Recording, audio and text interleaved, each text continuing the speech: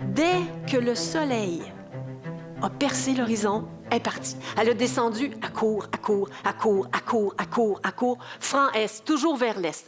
Elle ne s'arrête pas. Tout où elle posera les pieds, ça va lui appartenir. Alors, elle court, elle court, elle court, elle court, sans relâche. Celle du milieu s'est couchée à l'heure habituelle et s'est levée à l'heure habituelle. Elle a compris par où sa grande sœur était partie. Effectivement, c'est un coin magnifique. Mais la façon la plus simple de descendre de cette montagne et la façon la plus rapide, même si c'est très loin, de se rendre à la mer, c'est France-Sud.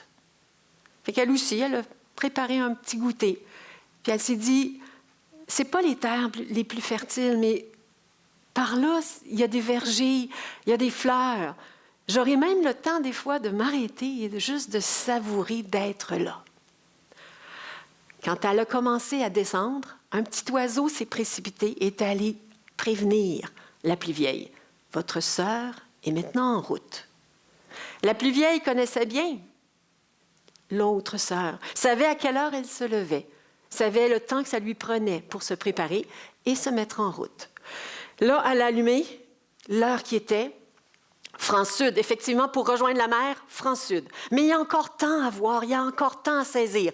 Donc, elle s'est quand même dirigée un peu en oblique, mais toujours en bifurquant vers le sud, le sud, le sud, le sud. À la course, à la course, à la course. La plus jeune s'est couchée tard. Mais tard. Et elle s'est levée. Le père, lui, quand il a vu ses deux premières filles partir, il est allé s'installer sur son rocher. Et il savait que sa plus jeune dormait. Et il l'a laissée dormir. 11 heures, midi, 1 heure.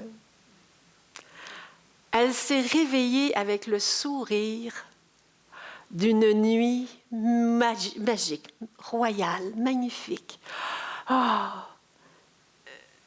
Mais elle a réalisé quelle heure qu'il était. Ça, il l'a saisi, c'est comme...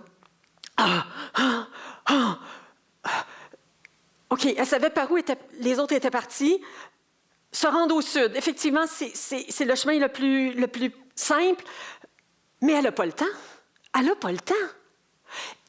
Ce royaume-là est bordé par le sud, par la mer et aussi par l'ouest.